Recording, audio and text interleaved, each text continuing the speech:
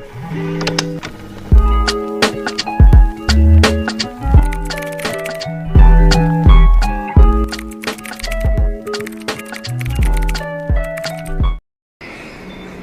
we're here at the Montenegro Pavilion. Hi. Hi, welcome to Montenegro. And who are you? My name is Dado. I'm an informant here along with my colleagues, and I'm going to show you our pavilion and explain you a little bit about Montenegro and all we have to offer. Over here, you can see where Montenegro is located. It's in the Western Balkans area of Europe, right across Italy. And over here, we have the capital, size, and population of Montenegro. And so there's a lot of flight connections? Yes, so there's a lot of direct flights to Montenegro, especially during the season, during the summer. With Ryanair or EasyJet and everything? A lot of different air companies. And from Dubai, it only takes 5 hours to reach Montenegro. So there's a Fly Dubai direct? Or yes, so during the summer we Emirates? have Fly Dubai. They have direct flights to Montenegro. If there aren't any direct flights, you can always go with Dubai, from Dubai to Istanbul, and then from Istanbul to Montenegro with Turkish Airlines. All right. Over here is the main theme of our pavilion, Blessed by Nature, accompanied by a great quote from the English poet Lord Byron, and some information about Montenegro to bring the idea closer to you. All right. There's a lot of mountains, right? Yes. Actually, Montenegro means black mountain because all the mountains in the area are pitch black because the forests are evergreen, so they have this lush green color. And there was a story that a long time ago, sailors who were sailing around the coast of Montenegro, they didn't know what Montenegro was called. It didn't have a name. But looking up at the mountains, all they could see was pitch black forests. So they gave it the name Black Mountain, and later turned to Montenegro. This over here is our interactive wall. You can place your hand on any of the yellow icons like this, which will activate an animation that adds information for the various locations. First in Arabic, then in English. And for example, this is the Biogradska Gora rainforest, which is protected and untouched since 1878. And it's a very special forest that has various different types of trees, animals, and plants. And it's so special and beautiful that we dedicated this light infrastructure as a tribute to that forest and its lavish and enchanting beauty. You can see over here. Who's the designer? And Symmetrico is the designer of this pavilion. And Montenegro is 70% forests, which is why it's very important to us to dedicate a part of this pavilion to those forests. And this is really fully touch? Yes, so all the yellow icons you can interact with. For How does it work? So you just, there is a sensor that notices your hand when it's near any of the yellow spots, and then it activates an animation that is played by a projector. And then you can see the information and animations that it has to show. For example, it's designed by Montenegro designers? Symmetrico was the designer of Pavilion. Right. And over here we have Lake Skadar, which is a very special lake that has over 270 different bird species. This Dalmatian pelican being one of the more famous ones in the area, which is why it's also the symbol of that lake. And if we go over here, we have the old olive tree, which is 2,000 years old. And it's a very special tree that is protected by the government and still alive and healthy to this day. And there is a story that a long time ago, families who had feuds would come under this tree to reconcile and make peace. So it became like a national symbol of peace. Over here is a very famous place in Montenegro called Tara Canyon. And it's the second deepest canyon in the whole world. It's 1,300 meters deep, and it has 14 rivers flowing into it and over 40 cascades. So it's a very special place. And this over here is another canyon, in this case Canyon Nevidio, which is one of the harder canyons to pass in Europe, and its name Nevidio actually means not seen, because once you enter its narrow passages and you look up at the sky, you cannot see it. And this is the long beach in Ulcinj, which, as the name says, is a relatively long beach. It's 13 kilometers long and 50 meters wide. It's the longest beach on the Adriatic Sea, and its sand is very beautiful and also healthy because it's rich in minerals, so it's used in some special medicines for specific illnesses. And the last one is this Declaration on the Ecological State of Montenegro, which was signed in 1991, the year when Montenegro became the first ecological state in the whole world. And it's basically an agreement that the country made that we will do our very best to protect all our nature, keep it safe, green, prosperous, and sustainable. So is one of your businesses is like tourism, or? Yes, one of the main sources of income in Montenegro is tourism. The second is agriculture, because we have plenty of different natural resources and beautiful places for tourists to visit, enjoy, and vacation in. Over here you can see on this big screen some of the locations that we have to offer. This is the Biogradska Gora rainforest that we mentioned before. It's a very beautiful rainforest. You can see various different shots. This is a Black Lake, also a famous place in Montenegro. And you can see from all these videos, you can see that Montenegro has plenty to offer in its natural beauties. That's a very big screen. Yes, we call this the Zen area because it's a very good place to just sit back, relax, and immerse yourself in the beauty of Montenegro. Over here are the natural treasures of Montenegro, and you can see the various species that we have in the area and how we protect and preserve them. Starting with this one, it's the long-snouted seahorse, which is found in the Adriatic Sea. It has 360 vision, and when they decide to lay eggs, the female can hold up to 1,000 eggs at a time, but it's actually the male that does the birth process. So she passes them on to the male, and the male gives birth to the babies. This is a Lovchen bellflower found in the mountain of Lovchen, in a specific part of that mountain, and it's a very special and very rare flower. And because it's so rare and beautiful, some volunteers wanted to help protect it from wildfires that happen during the summer. So they created this system of water balloons that will hang right above the flowers. So when the fire reached the balloons, they'd pop and the water would fall on the flowers, saving them from the flames. This over here is a golden coral, which is found in the Bay of Kotor. And the golden coral is very special, so the country decided to help save it by not allowing ships to drop anchors near the coral or fishermen to use fishing hooks, because they can get caught up in the coral and rip it apart. And for this reason, the coral became so expanded and massive that it's really helping the ecosystem grow and the water to be safe and clean for the fish. Here we have the Dalmatian pelican that we mentioned before, that's found in Lake Skadar. It's actually a symbol of that lake. And our country created these fake nests in the area so that the pelican can lay their eggs in them and be safe in them while in the environment, because the lake can sometimes get flooded and usually destroys their nests. Do they know that it's a fake nest? Yes, they know that it's safe. They know that it's not made by them, but they use it regardless to be safe in them, because again, like I said, the lake gets flooded and it can destroy their nests that they made. So this helps them. And this over here is a golden eagle, which is a very special bird in our country. It's actually on our national flag. And the golden eagle has two sides, the beautiful and the dangerous side.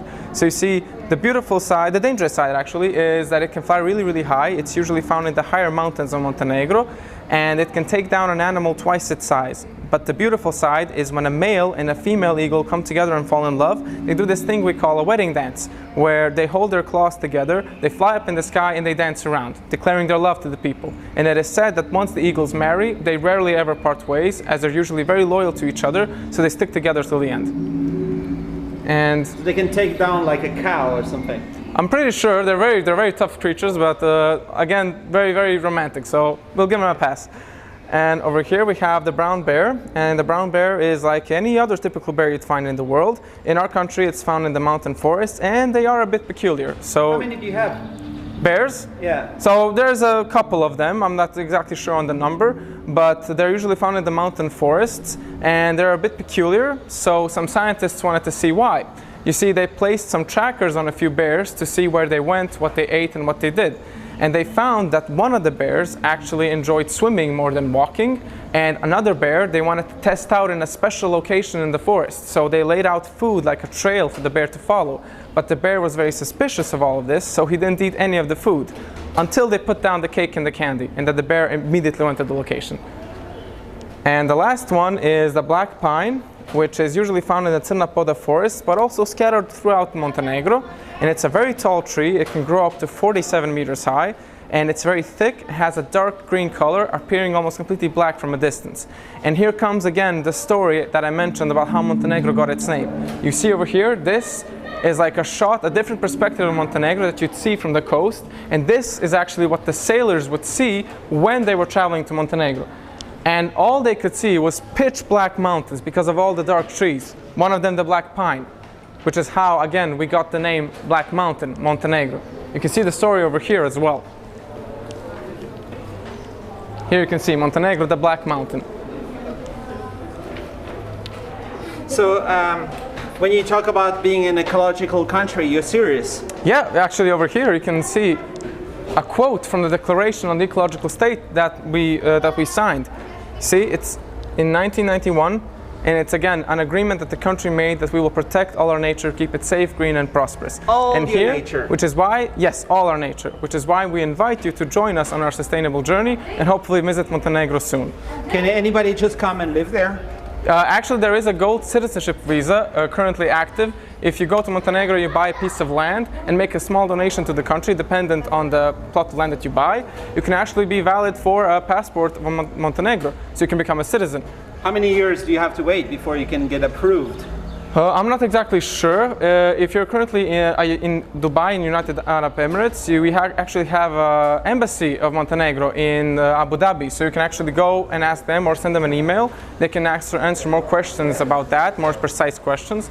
But I think it's a relatively short process, but it has to be checked with because it's the dream of most human beings to live in nature and harmony with the ecology and everything. Then what's happening in this little store there? This is our gift shop, and all the items you see here are actually handmade and eco-friendly. Excuse me, sorry. So starting from these, we have handmade bags. Who's the designer? So there are different designers. So this is the Strikarica designer. We have over here also, these are 100% eco-friendly, made with material, and these are magnets as well, also made eco-friendly. We also have over here these children toys. These are ecological games. This is like a puzzle game that helps children use their minds more creatively and think outside the box. And while playing with this toy and making all these puzzles, they also learn about Montenegro, because each image is related to something from Montenegro and teaches them about it. And over here, we have these 3D printed accessories. So you have earrings, bow ties, bracelets, all made with zero waste material and a machine, a 3D printer. Who's doing that? So these, you can see over here, they're made by Miju Jewelry. It's this lady over here. And this is a message that she has for her items. Zero waste. Let me print your jewelry. Yeah. Cool. Very cool initiative. This is these are bracelets. And it's solid? Yeah. Good quality? Good quality, zero all waste. These effects when I turn them in the light. Yeah, and there's zero waste. So if you buy them, you protect the nature while doing so. And here you're giving out some stamps? Yeah, here we have the stamps. You what can does see it look like? It's over here, you can see. Yeah. What happens when can you stamp something? Okay, there it is. In the back. This is the stamp you get when you fly in from outside the Schengen, right? Because you're in the Schengen. Yeah. If you have a Schengen visa, you can visit Montenegro freely. And over here we also have one more thing. It's related to the business side of Montenegro. You can place your hand above this sensor over here, so it's COVID safe. You place your hand right here. You can control this cursor, and you can see how Montenegro is improving in its areas of mobility, opportunity, and sustainability. And for mobility, Montenegro is improving by making it easier for travelers to travel to Montenegro. One of the ways we do that is adding another airport. So we used to have one in the capital. Now we have another one in Tivat. So this increased the influx of tourists. And another important thing to know about Montenegro, you see, Montenegro is strategically located in Europe. So if you do business in Montenegro, you're not doing business with just Montenegro, but with the whole vicinity. And for many friendly neighboring countries. Yes, so the Western Balkans consist of 6 countries. We have Serbia, Albania, Bosnia, Kosovo, North Macedonia, Montenegro. And they're all very friendly countries working together to make the world a better place. Not competing. No, not competing, working together. So the Western Balkans is an initiative to work together and be a better countries. Here we have sustainability and now opportunity. And for opportunity, we show a few business sides of Montenegro, like the GDP, income tax, which is 9%. And we also show how we are helping young entrepreneurs run businesses in Montenegro by creating a friendly environment for startups, which is helping them try and make their businesses grow in Montenegro and the vicinity. How do they come in there and do the startups? Is it only from Montenegro people or from all over the world? There are options for people outside Montenegro. There are options for foreigners, but there are plenty of programs built for people to compete with ideas, and the winning idea usually gets a financial help from various different organizations, and that usually ends up in being a successful company that is trying to change a certain part of Montenegro. So you have climathons, which are like hackathons but made for like climate change, and you have hackathons as well, and plenty of different like programs. All right. How's it been going, the event for you? The expo event? Yeah. Yeah, it's great. It's really perfect. We have plenty of visitors that are visiting and discovering Montenegro because, again, because Montenegro is such a small country, not a lot of people heard about it. But this is exactly why Expo is a perfect and a great event, because a lot of people learn about it and hopefully visit and see for themselves the beauty that we have shown them here.